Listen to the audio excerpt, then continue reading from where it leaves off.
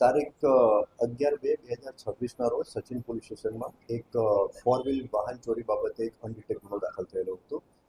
આ ગુનાની તપાસ ચાલુ હતી અને તપાસ દરમિયાન કેટલાક પુરાવા એકત્રિત કરવામાં આવેલા હતા અને અમુક ચોક્કસ બાતમી મળેલી હતી.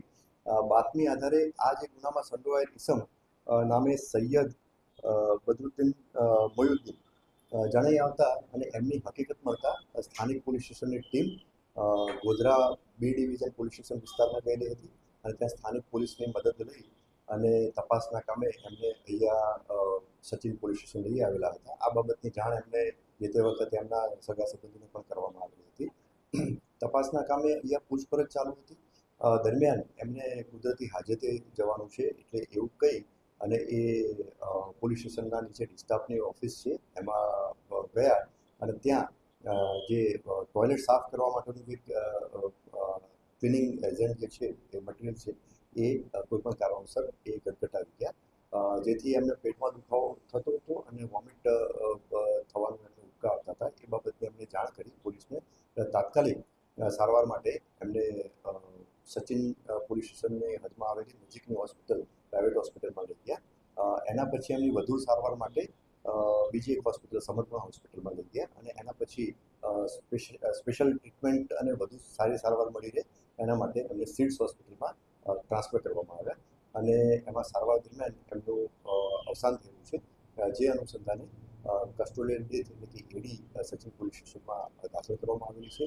હાલમાં સદર બનાવ બાબતે જે અકસ્માત મોત દાખલ થયેલું છે તપાસ ચાલુ છે.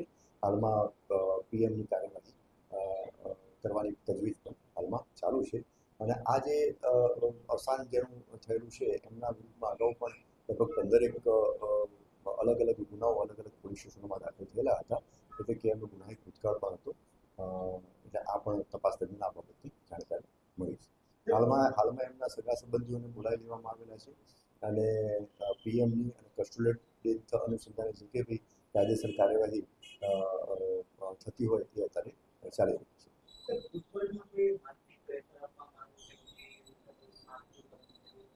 ના, સચિન સ્થાનિક પોલીસ સ્ટેશન તરફથી પૂછપરછ ચાલુ હતી. પૂછપરછ દરમિયાન કોઈ પણ મારઝૂડ કરવામાં આવેલી નથી અને કોઈ પણ એવું માનસિક પ્રેશર કરવામાં પણ આવેલું નથી. અને બીજું આપણે જણાવું કે આ જે અવસાન જેમનું થયેલું છે સૈયદ બદરુદ્દીન મોયુદ્દીન, એમની ઉંમર 65 વર્ષની છે અને એમની બાયપાસ સર્જરી પણ કરવામાં આવેલી હતી એવું પ્રાથમિક જાણકારી પણ મળેલી છે. એટલે પોલીસે બિલકુલ હાર્શ થયેલી નથી, ફક્ત પૂછપરછ કરેલી હતી. પરંતુ આ જે સૈયદ બદરુદ્દીન જે છે એ અલગથી રહેતા હતા અને કોઈ પણ એમને કારણોસર આ રીતના એમને બાથરૂમમાં જઈ અને જે બાથરૂમમાં રાખેલું હતું એસિડ કે ફિનાઇલ એ ગટગટાવી